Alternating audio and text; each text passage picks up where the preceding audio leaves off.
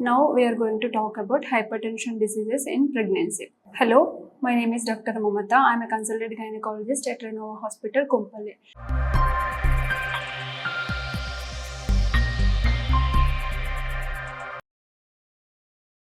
ప్రెగ్నెన్సీలో బీపీ ఎక్కువ అవుతే దాన్ని హైపర్టెన్షన్ డిసీజ్ ఇన్ ప్రెగ్నెన్సీ అంటాము. ఎప్పుడైతే బీపీ 140/90 కంటిన్యూస్గా మెయింటైన్ అవుతూ ఉంటుందో దాన్ని హైపర్ టెన్షన్గా కన్సిడర్ చేస్తాము. అయితే ప్రెగ్నెన్సీ స్టార్టింగ్ నుంచే బీపీ రికార్డింగ్స్ 140/90 మెయింటైన్ అవుతే దాన్ని క్రానిక్ హైపర్ టెన్షన్ లాగా కన్సిడర్ చేస్తాము. ఒక్కసారి 20 వీక్స్ క్రాస్ అయిన తర్వాత బీపీ రీడింగ్స్ హై చూపిస్తే దాన్ని జెస్టేషనల్ హైపర్ టెన్షన్ అంటాము. దీంట్లో డిఫరెంట్ టైప్స్ ఉంటాయి. Gestational hyper tension, pre eclampsia and chronic hyper tension with super imposed pre eclampsia. Gestational hypertension అంటే ప్రెగ్నెన్సీలో 20 వీక్స్ తర్వాత బీపీ రికార్డింగ్స్ 140/90 కన్నా ఎక్కువ వచ్చినప్పుడు దాన్ని జెస్టేషనల్ హైపర్ టెన్షన్ అంటాం. ప్రీ ఎక్లాంషియా అంటే బీపీ రికార్డింగ్స్ ఎక్కువ రావడంతో పాటు టాబ్లెట్స్ వాడుతున్నా కూడా బీపీ కంట్రోల్ అవ్వకపోవడం, హై రేంజ్లో బీపీ మెయింటైన్ అవ్వడం, దాంతోపాటు యూరిన్ టెస్ట్లో ఆల్బుమిన్ వెళ్ళిపోవడం, కాళ్ళు వాపులు ఉండడం, ప్లేట్లెట్ కౌంట్ తగ్గిపోవడం, ఎల్ఎఫ్టీ ఆర్ఎఫ్టీ టెస్టులు చేసినప్పుడు అబ్నార్మల్గా రావడం, లేకపోతే వాళ్ళకి సిమ్టమ్స్ ఏమైనా హెడేక్, వామిటింగ్, నాజియా ఇలాంటి సిమ్టమ్స్ ఏమైనా అసోసియేట్ ఉంటే దాన్ని ప్రీ ఎక్లాంషియా అంటాము. ఎక్లాంషియా అంటే ఈ ప్రీ ఎక్లాంషియా సిమ్టమ్తో పాటు ఫిట్స్ కూడా వస్తే దాన్ని ఎక్లాంషియా అంటాము. క్రానిక్ హైపర్ టెన్షన్ అంటే ప్రెగ్నెన్సీ కన్నా ముందు నుంచే వాళ్ళకి బీపీ ఉంటే దాన్ని క్రానిక్ హైపర్ టెన్షన్ అంటాము. So what are the risk factors for hypertension in pregnancy?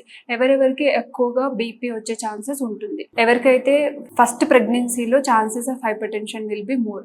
అలానే ఏజ్ ఎక్కువ 35 years కన్నా ఏజ్ ఎక్కువ ఉండే వాళ్ళలో కూడా ఎక్కువగా చూడొచ్చు. ఒబేసిటీ ఉన్న వాళ్ళలో, ఫ్యామిలీ హిస్టరీ ఉన్న వాళ్ళలో, ప్రీవియస్ ప్రెగ్నెన్సీలో బీపీ ఉన్న వాళ్ళలో, వాళ్ళ మదర్ ప్రెగ్నెంట్గా ఉన్నప్పుడు తనకి బీపీ ఉంటే వీళ్ళలో కూడా బీపీ ఎక్కువ ఉండే ఛాన్స్ ఉంటుంది. దాంతోపాటు వాళ్ళకి ఇంకేమైనా మెడికల్ డిజార్డర్స్ అంటే కిడ్నీ డిసీజెస్ కానివ్వండి, హార్ట్ డిసీజెస్ కానివ్వండి, థైరాయిడ్ డిజార్డర్స్ కానివ్వండి, కొన్ని ఆటో ఇమ్యూన్ డిసీజెస్ లైక్ ఆప్లర్ సిండ్రోమ్, ఎస్ఎల్ఏ సిండ్రోమ్, వీటిలలో కూడా హైపర్ టెన్షన్ ఎక్కువ వచ్చే ఛాన్స్ ఉంటుంది.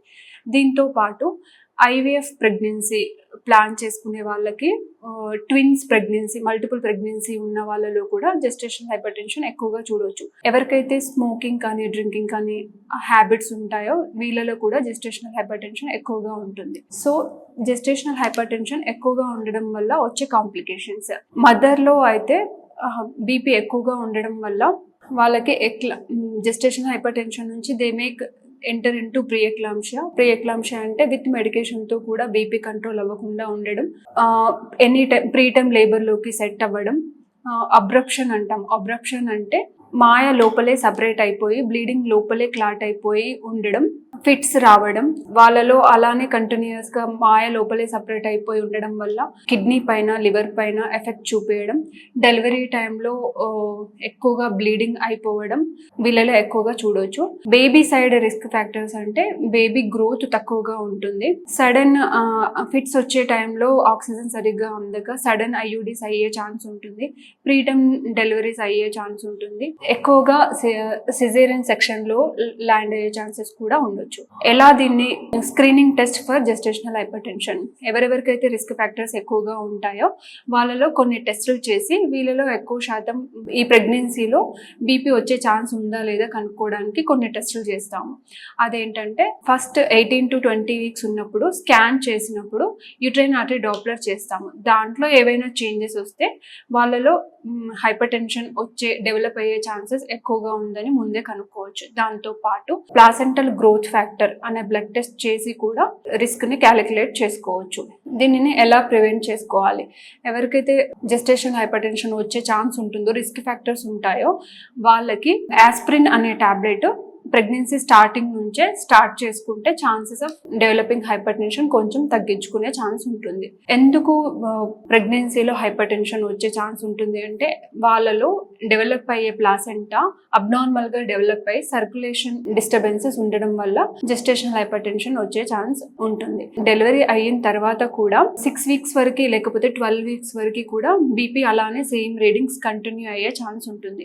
ఇప్పుడు ఒకవేళ జెస్టేషనల్ హైపర్ టెన్షన్ అయి ఉంటే ఓన్లీ ప్రెగ్నెన్సీలో వచ్చిన హైపర్ టెన్షన్ అయితే వితిన్ 12 వీక్స్ లోపల బీపీ మళ్ళీ నార్మల్ అయిపోతుంది. ఎవరికైతే ప్రీఎక్లాంప్షియా డెవలప్ అవుతారో వాళ్ళకి ఫ్యూచర్లో అంటే కొన్ని ఇయర్స్ తర్వాత మళ్ళీ ఫ్యూచర్లో హైపర్ టెన్షన్ బీపీ డెవలప్ అవ్వడం కానివ్వండి, కార్డియాక్ డిసీజెస్ రావడం కానివ్వండి, మెటబాలిక్ డిజార్డర్స్ వచ్చే ఛాన్సెస్ అధికంగా చూడొచ్చు వీళ్ళలో. Thank you.